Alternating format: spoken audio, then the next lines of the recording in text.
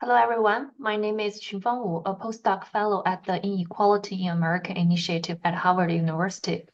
Today, I will discuss my PhD research with Tayara, Romero, and Dr. Bryan Semaan on negotiating social-technical boundaries, moderation work to counter racist attack in online communities. As we dive into the landscape of technology, we see social technical systems are making racially biased decisions on sectors like job recruitment, education, housing, and healthcare. As Hankerson and colleagues note in Does Technology Have Race?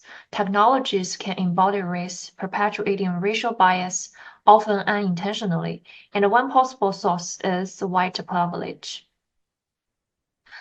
Now I will introduce a key concept that frames our discussion, platformed racism. Platform racism refers to the ways in which social technical systems enable the construction and propagation of racist ideologies that impact people's life experiences. Having defined platform racism, let's dive into how it manifests on platforms like Reddit. We have published a paper titled Conversations About Crime, Reinforcing and Fighting Against the Platform Racism on Reddit, hereafter refers to as the narrative paper. This narrative paper unveils both overt and covert racist narratives in crime conversations on Reddit, which at the same time were countered by community members, especially moderators on Reddit.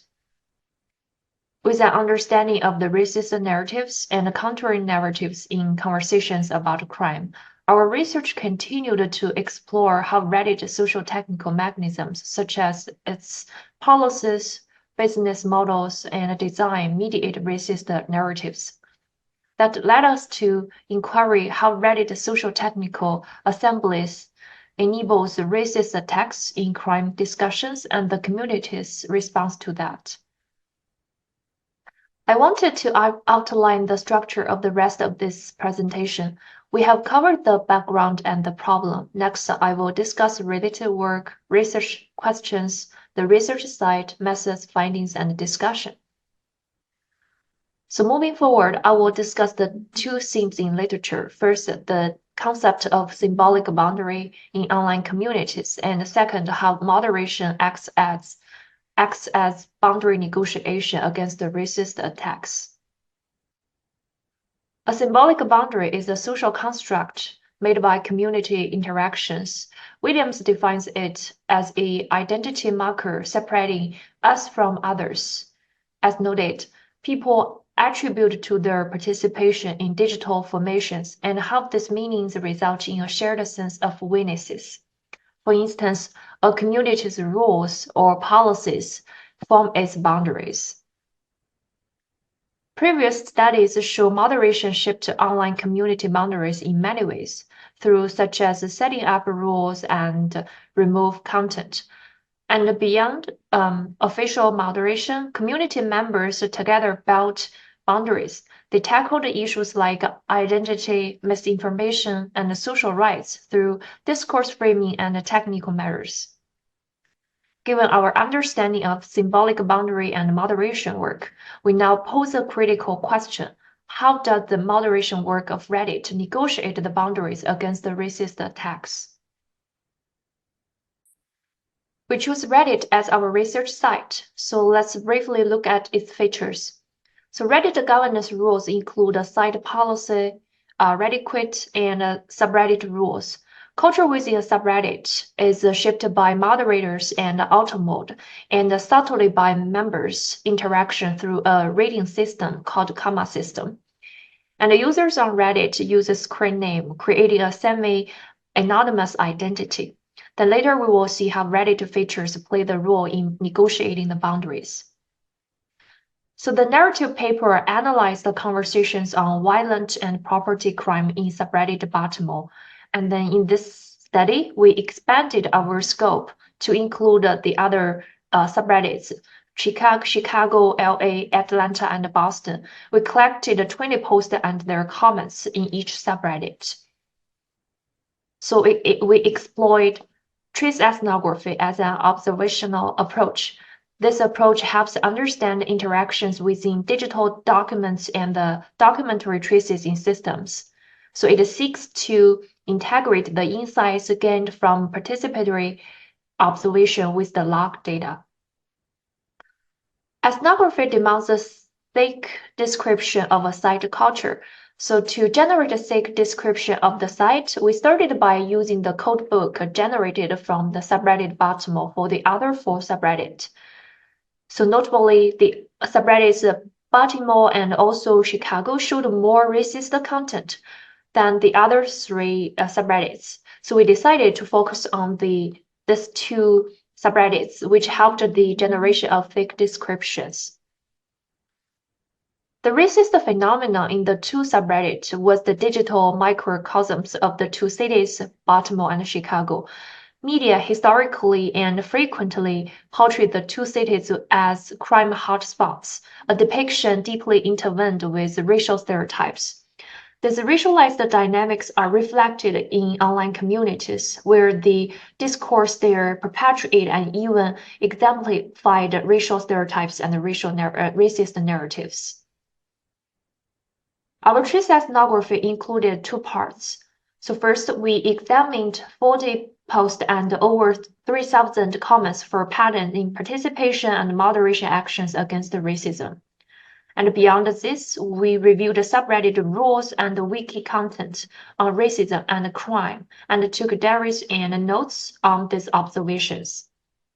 From this detailed analysis, 2 key themes emerged. We identified 2 themes, fragile boundary and boundary negotiation. Fragile boundary shows the challenges of open dialogue versus protection from racist. So here shows the racist attacks.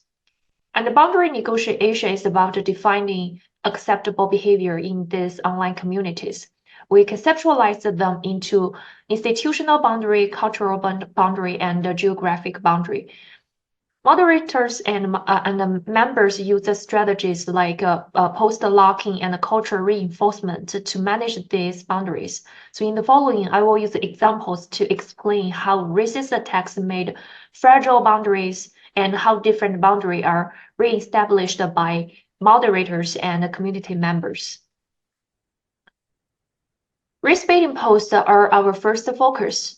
We defined a race-baiting post with 2 features. So first, those crafted or shared to highlight racial issues, and second, leading to the propagation of stereotypes, prejudice, and racist commentaries within the community. We found that over 25% of our dataset contains such race-baiting posts.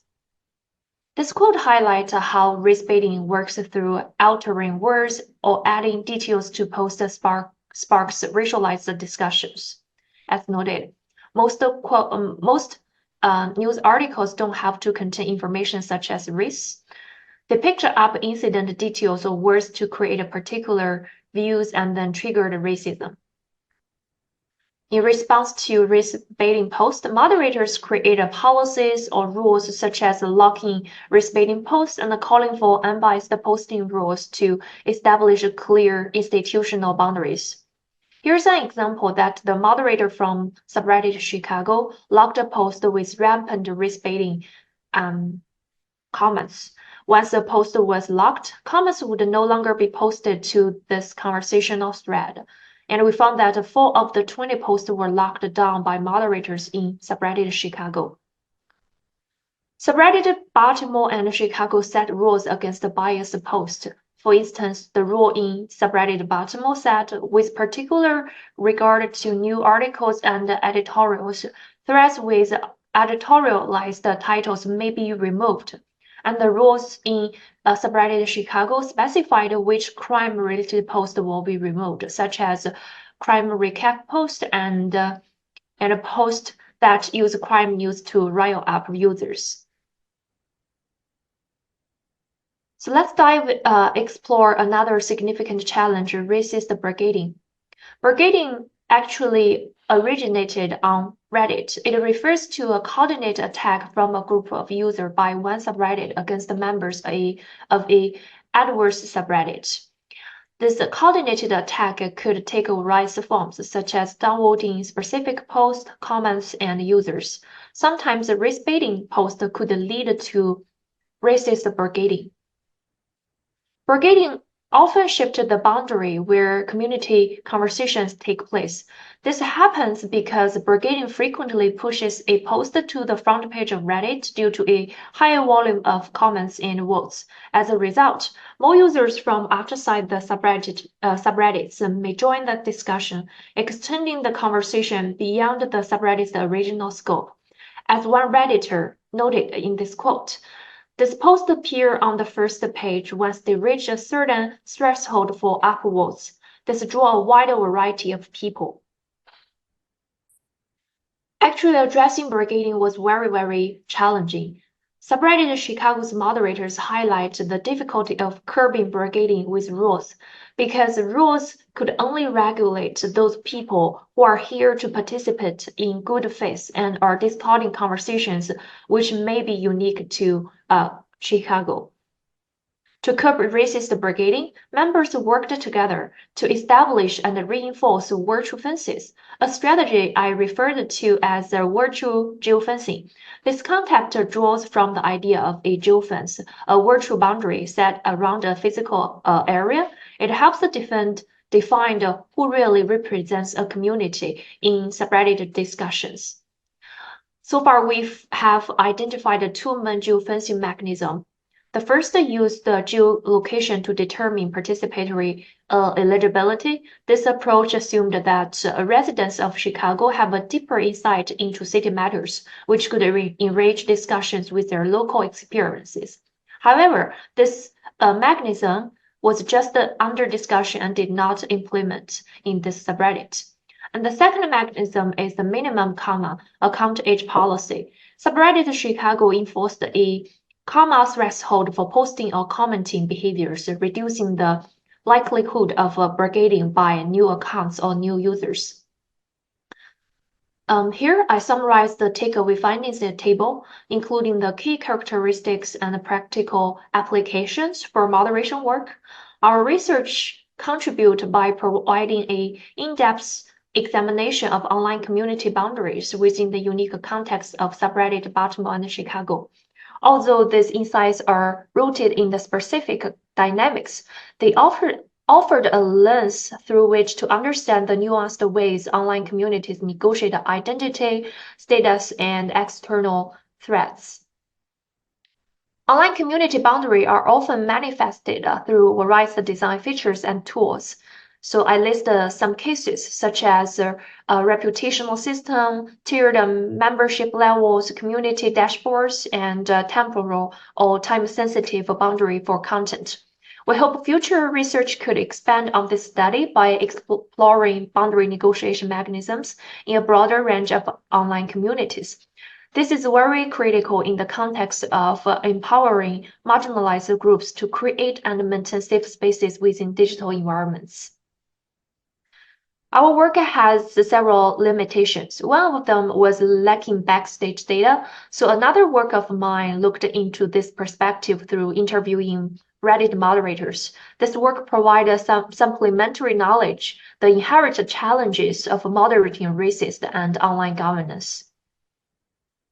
Thank you so much for your attention. I'd like to acknowledge the support I received from the Dissertation Fellowship at Syracuse University and the Inequality in American Initiative at Harvard for their support. A special thank you to the colleagues who provided their insights and feedback, and also to my collaborators, Tayara and Bryan. So this year I will be on the job market and would appreciate any information on job opportunities. Thank you. Thank you so much.